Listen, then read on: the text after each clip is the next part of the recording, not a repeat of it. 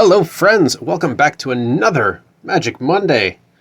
Today we're looking at a deck called The Collector with the commander Umori the Collector. It's a legendary ooze for 4 mana, it's a 4/5. As Umori the Collector enters the battlefield, choose a card type. Spells you cast of the chosen type cost 1 less to cast. Pretty simple, pretty basic. As you can see, if you look ahead, we're choosing Artifact with Umori. But before we do that, let's take a look at the breakdown. Average mana cost of 3.6, which is not super concerning because Umori makes it 2.6, sort of. 1 black card, 5 green cards, 55 colorless cards, and a scant 38 lands. We have 2 planeswalkers in here. We have 20 creatures, a total of 59 artifacts, and probably a pear tree with a partridge in it, if I'm being honest. So what do we got in here? A whole bunch of normal stuff. Like mana rock, mana rock here. We got a mana rock here. We got a mana rock here. We got all sorts of mana rocks. What else we got? We got a Haywire Might to help us destroy an enemy thing and gain 3 life while we're at it. We have Instrument of the Bards. This I like to get to 3. And then search my library for a creature card with mana value equal to the number of harmony counters on it. And then I like it to go to 4. And why 3 and 4? Well, at 3, we can search for Foundry Inspector. Artifact spells you cast cost 1 less to cast. And what else happens? Well, when we get up to 4, we can search for Joyrus Familiar. Historic spells, which includes artifacts, cost 1 less to cast. The idea here, if you haven't figured it out, is to make our artifacts as dirt cheap as possible. To aid in that, we have cards like that. We have a couple of swords. I like the swords. I put them in a lot of decks just because I think they're fun. And they make for fun visuals in my mental game that I play when I play this game. We've got Realm Breaker, the invasion tree, so we can mill our opponent a little bit and take their lands, because we are a little bit on the shorter side with lands. We have a Nettle Cyst, which is an equipped creature gets +1/1 for each artifact and or enchantment you control, so this can get stupid big.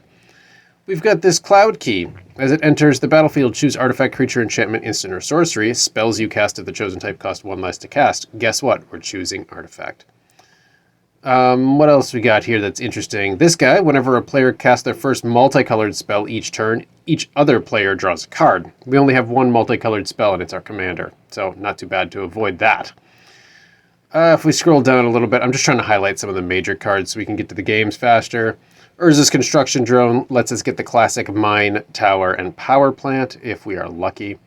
Barbed Servitor is our only black card. It is 4 mana for a 1/1 indestructible artifact. And it gains menace and can't block when it enters the battlefield. When it deals combat damage to a player, I draw a card and lose a life. When it is dealt damage, i.e. when it's blocked, target opponent loses that much life. Pretty fun. We've got Karn, the Living Legacy, can make us some Power Stone tokens so we can pay for these artifacts even cheaper. We have the 1 ring for lots of draw power. We have Helm of the Host. This is super fun to put on Umori. I'm just telling you right now. Can just keep dropping the cost of artifacts every turn.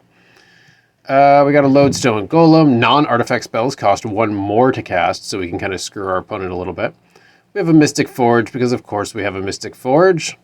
This is fun. Whenever this or another non-token artifact is put into the graveyard from the battlefield, or put into exile from the battlefield, create a tapped Power Stone. So as they kill my artifact creatures or whatever, at least I'm getting Power Stones out of it to pay for more stuff. Unwinding Clock, super fun. Untap all artifacts you control during each other player's untap step. Now, before we continue, let's go back up here. You will notice, if you look through this list, not present is the Millennium Calendar. I debated. I went back and forth. I decided I already did a whole video on the Millennium Calendar. I'm not doing another one. So it's not in this deck. The deck would probably be better with it in it, but that's not the point. The point of this deck is not necessarily to win games. It's just to have fun with a unique idea. So we got Weatherlight, so we can search for historic cards as it deals combat damage. We got the Forsaken Monument for artifact creatures, colorless creatures, get +2/2. Whenever you tap a permanent for colorless, add an additional colorless. Whenever you cast a colorless spell, gain 2 life. Cool. Karn Legacy Reforged, we're adding a whole bunch of colorless mana every single turn, and he can get really big and can be very cheap depending on what other things I have out. This card right here, Mishra's Self-Replicator. Whenever you cast a historic spell, again, that includes artifacts, you may pay 1 if you do create a token that's a copy of this. It's not super uncommon, if I get this card out, to have 8 to 10 of these guys on the battlefield before the game is over. And with this Forsaken Monument, they're 4/4s. So for 1 mana each turn, or each time I cast an artifact, I am creating a 4/4 artifact creature, and that's pretty cool. Paradox Engine, whenever you cast a spell, untap all non-land permanents you control, so that's where the Power Stone tokens and all that stuff comes in. Might Stone and Weak Stone can be good removal, and it's 2 colorless mana for artifacts. Pretty much that's it.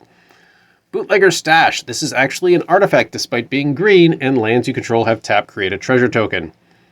I also just think it's cool. Ugin the Ineffable. Colorless spells you cast cost 2 less to cast. So we're making things super cheap if we can help it. Phyrexian Fleshgorger, a potential 7/5 menace lifelink with ward equal to paying life equal to its power. That's pretty neat.